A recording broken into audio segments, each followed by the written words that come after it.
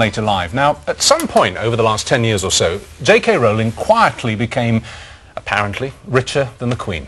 So is the woman who created Harry Potter now in the position to say, off with his head? And how has becoming one of the world's wealthiest people affected somebody who barely a decade ago was a single mother struggling on 70 quid a week in benefits? Well, we're going to find out now because J.K., or Jo, as she likes to be called, is giving us one of her incredibly rare interviews, and it's live. But first, a glimpse of the fruits of her extraordinary imagination. This year, Hogwarts will play host to a legendary event. The Tri-Wizard Tournament.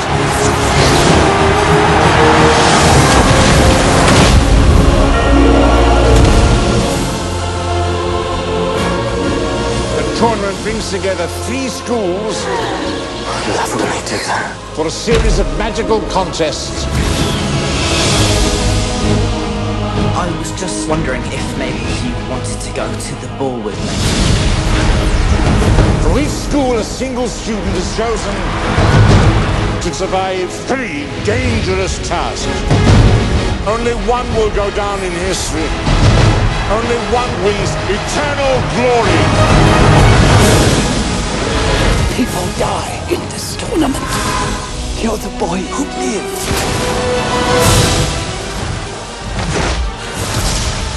Who are you? What do you want? The Dark Lord shall rise again.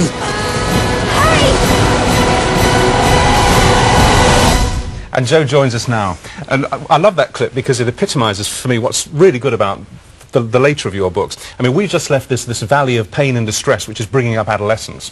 You're about to enter it. Yeah. Something to look forward to then. It's just as bad as you think it's going to be, I can tell you. But that's what's lovely about the sequence of books is that you see Harry turning into a grumpy adolescent and all the others around him going through those adolescent pains. You draw that very accurately, and you don't have adolescent kids yourself. I mean, is that just based on friends and conversations with friends who've got them? Well, I taught teenagers for a while. They were my favourite age group to teach, in fact. Yeah. So I think I drew on a bit of that, and I drew on memories of how grumpy we all were when we were teenagers. We weren't my sister's here to watch this, and she was very grumpy, so I drew a lot on her. Is she older than you or younger? Yeah, she's younger, 2 years younger than me. Right. Yeah. I mean, I know what I want to end at to happen at the end of the whole Harry Potter thing. I want Harry to marry Ginny, and I want Ginny Weasley, and I want Ron to marry Hermione, and all that. No, I don't. Yes, I do. I want Ron to marry Hermione. That's right. And I will be so upset if it doesn't happen. But of course, the last one at the moment is at the moment residing in your safe. Yeah. The final chapter is hidden away, although it's now changed very slightly. Is it? Yeah. One character got a reprieve. Oh, really? Yeah. But I have to say 2 die that I didn't intend to die. So too much loved ones. Well, you know, a price has to be paid. We are dealing with pure evil, so they don't target the extras, do they? They go for the main characters, or I do. You don't care about the extras. You told your husband, obviously, you confided in him all things, and you told him... Well, not everything. Well, that would be reckless. Let's be honest, yes. that would be stupid. Yeah, come on, I'll take that back. No, but you did tell him which ones were for the chop, and apparently he shuddered and said, oh, no, oh, not that one. He did on one of them, yeah. Didn't he? Yeah. Listen, all the papers who've been promoting this interview today clearly want us to ask you, do you kill off Harry Potter? Which is a ridiculous question, because are you likely to say yes or no? I mean, obviously not. You couldn't possibly answer that. But have you ever been tempted to do him a little more harm than he's suffered? I mean, in the same way that... He's been through it up! He's been through the mill! Well, because every year of his adolescence and childhood, he's saved the wizarding world. And then no one believes him.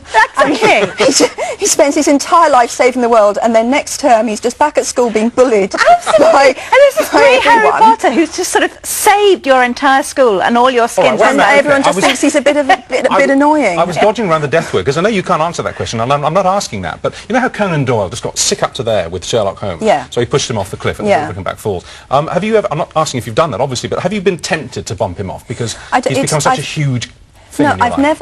I've never been tempted to kill him off before the end of book 7, because I always planned 7 books, and that's where I want to go. Right. I want to finish all 7 books. Yeah. I can completely understand, however, the mentality of an author who thinks, well, I'm going to kill them off because that means there can be no non-author written sequels, as they call them. So it will end with me, and after I'm dead and gone, they won't be able to bring back the character and write a load of... That never struck me before. I just thought it would free you of Well, him. I mean, Agatha Christie did that with Poirot, didn't she? That's she true. wanted to she wanted to finish him off herself. So you say you can completely understand it, but you're not going to commit yourself as to whether... Well, no, I'm not going to commit myself because not.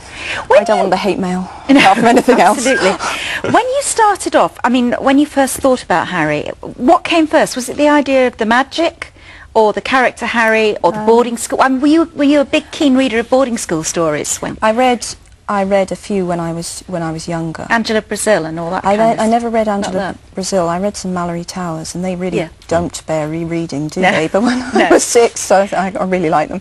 But I think Harry and magic came together. Yeah. So the essential idea was a boy who was a wizard without knowing he was a wizard. That was it. That was the premise. Yeah. And then I worked backwards from there. How could he not know? And so that's how all the backstory came. And there's a lot of backstory, as you know.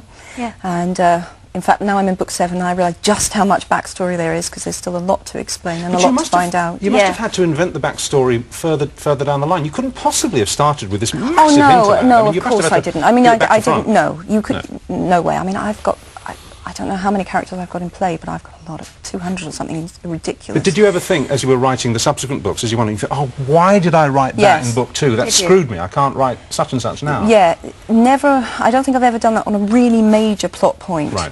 But certainly a couple of times I have hit a snag, and I thought, well, I boxed myself in. If only I'd left something open earlier, then there would have been an easier way to wriggle through that hole. And I've always found a way. Well, it is, because it is a complicated plot, and the resolution is keeping